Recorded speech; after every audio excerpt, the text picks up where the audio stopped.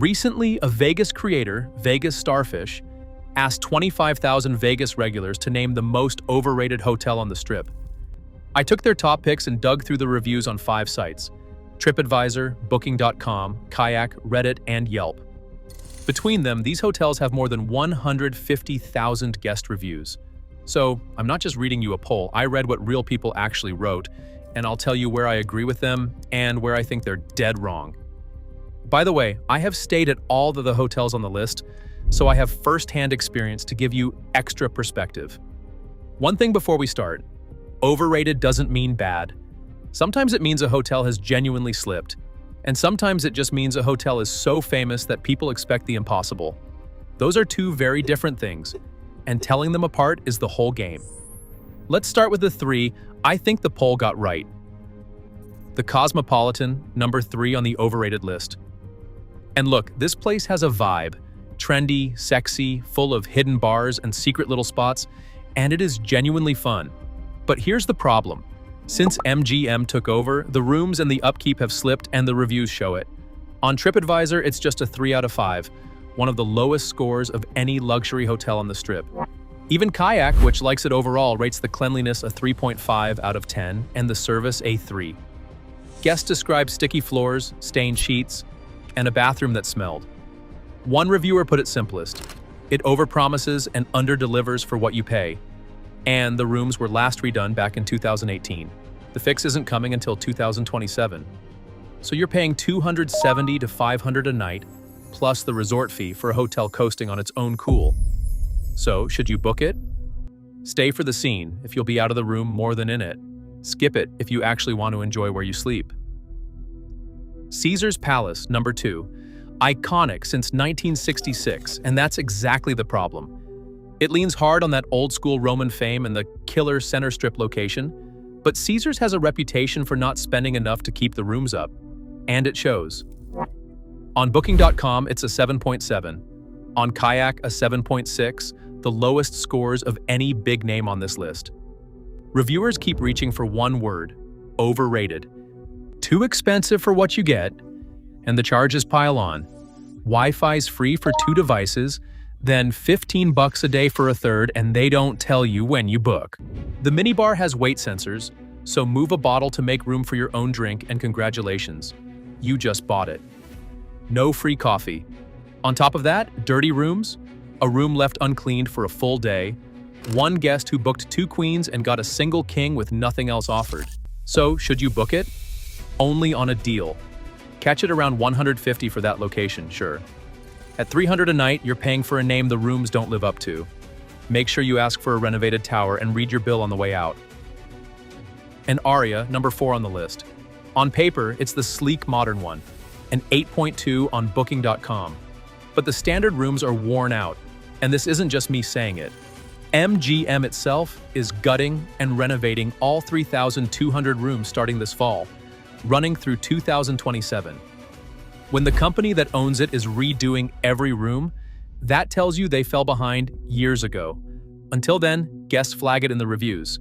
There's one literally titled, "Overrated and Overpriced." Hidden fees, rooms showing wear, and a cleanliness problem one guest had to chase 3 separate housekeepers to fix. So, should you book it? I'd wait for the renovation.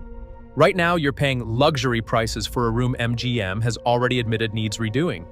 If you have to go, book a suite. They're in better shape than the worn standard rooms. Now, here are the 3 I think the crowd was too hard on. And this is where the word overrated gets misused. Start with the big one because it was their number 1 pick as the most overrated hotel. The Bellagio. 22% of the vote, the most overrated hotel in Vegas, according to the crowd. And I'm going to disagree. Here's why. Yes, it's a 4.0, and yes, you'll find the nitpicks in the reviews. $50 to get a kettle, the expectation to tip everyone. But the Bellagio was never trying to sell you true 5-star luxury. It's selling you the iconic Vegas experience. The fountains, the conservatory, the O-show, dead center on the Strip. And unlike Aria and the Cosmo, Bellagio already refreshed these rooms a few years back.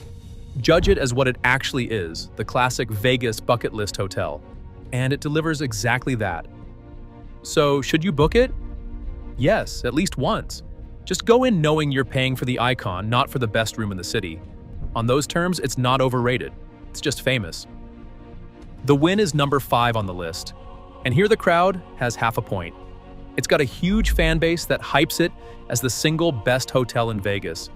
And that hype sets you up to be let down.